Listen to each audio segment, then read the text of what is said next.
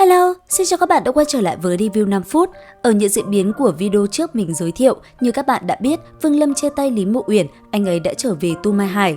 Tại mảnh đất đoạn lạc ấy, Vương Lâm đã vô tình tìm thêm được một đồng đội cho mình, đó là một con muỗi có tốc độ cực kỳ kinh khủng. Sau đó, khi thu phục được yêu thú làm vật cưỡi, Vương Lâm tới một tòa thành nhỏ. Tại đây, Vương Lâm vừa đến đã lập tức gặp rắc rối. Bởi vậy, đã ngay lập tức có một tên tu sĩ Nguyên Anh sơ kỳ bị anh ấy lấy mạng. Xong xuôi, Vương Lâm tới một buổi đấu giá. Trong buổi đấu giá đó, Vương Lâm đã tìm được thứ mình cần. Thế nhưng, để lấy được nó, cái giá của Vương Lâm phải trả đó là lấy mạng một tu sĩ Nguyên Anh hậu kỳ đỉnh phong. Và tất nhiên, với tu vi của Vương Lâm hiện tại, có là hóa thần cũng không là gì với anh ấy. Bởi thế, Vương Lâm liền đi cùng người kia. Thế nhưng đến nơi, Vương Lâm mới biết mình đã bị tên kia lừa. Thì ra, hắn ta là đồng đội của tên tu sĩ mới bị Vương Lâm lấy mạng. Hắn ta cùng 4 tên nữa có ý định úp sọt Vương Lâm để trả thù.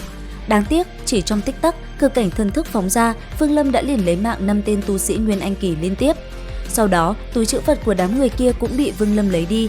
Tiếp theo có địa đồ, Vương Lâm cũng liền đi tới một tòa truyền tống trận để về Triệu Quốc.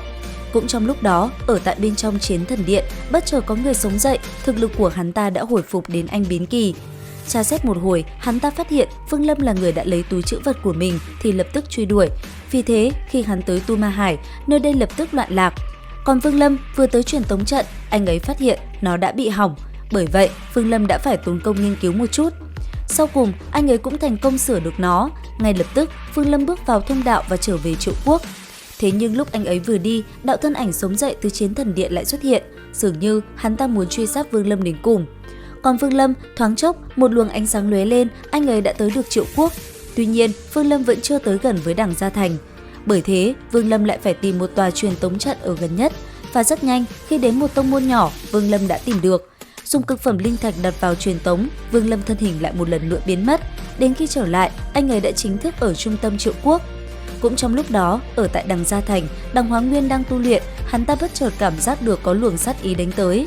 Thế nhưng, lấy tu vi Nguyên Anh hậu kỳ của hắn muốn tra xét nhưng vẫn không được. Cuối cùng, dùng việc tu luyện, hắn đi tới bài vị của Đằng Lệ, thanh âm vang lên nói: "Lệ Nhi, ngươi ra đi quá sớm, nếu không phải vậy thì với tư chất của ngươi, tới giờ chắc chắn đã đạt tới Nguyên Anh kỳ." Dứt lời, lão ta liền rời đi. Không lâu sau, ở một nơi khác, một luồng ánh sáng từ trên trời cao phóng xuống. Bên trong đó, một thân ảnh chậm rãi đi ra.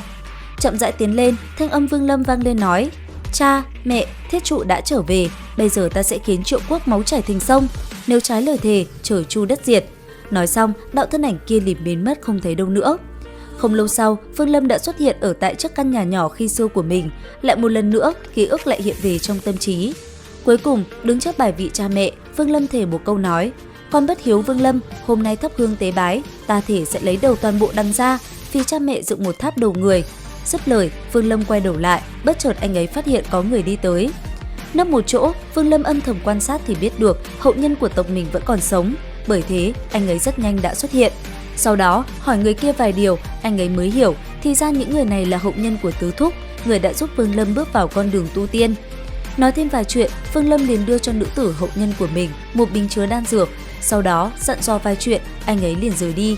Không lâu sau, dùng thần thức tra xét, Vương Lâm liền phát hiện ra vị trí của Đằng Hóa Nguyên. Ngay lập tức, anh ấy liền đi tới. Sau đó, dùng trận kỳ, Vương Lâm liền phong tỏa phạm vi 10.000 dặm quanh nơi này, không cho ai rời đi khỏi Đằng Gia Thành. Tiếp theo, giam bọn họ lại, Vương Lâm liền dùng thần thuật lấy máu huyết Đằng Lệ để phát hiện toàn bộ người Đằng gia trong thành. Xong xuôi, biết phương vị của bọn chúng, Vương Lâm liền bắt đầu cuộc truy sát của mình. Đầu tiên, anh ấy tới Thiên Đạo Môn. Ở đó, Vương Lâm vừa tới đã gặp một đám lão tổ Nguyên Anh kỳ của môn phái này, thế nhưng không ai dám làm gì mà chỉ đứng nhìn mà thôi. Còn Vương Lâm vừa tới, anh ấy đã ngay lập tức bắt đầu cuộc hạ sát của mình. Cứ hễ trong tông môn này, ai họ Đằng đều bị lấy mạng. Sau đó, hồn phách đều bị ném vào trong hồn kỳ. Thế nhưng trong lúc đó, vô tình có một lão tổ Nguyên Anh đứng ra ngăn cản. Bởi vậy, cực cảnh thần thức chỉ lướt qua, lão ta đã liền bỏ mạng. Cứ thế, nơi đây trải qua một màn đẫm máu, huyết nhục Đằng gia toàn bộ bỏ mạng. Và liệu rằng tiếp theo kết cục của Đằng gia sẽ còn thê thảm như thế nào? Theo dõi kênh để biết thêm chi tiết nhé. Xin chào và hẹn gặp lại!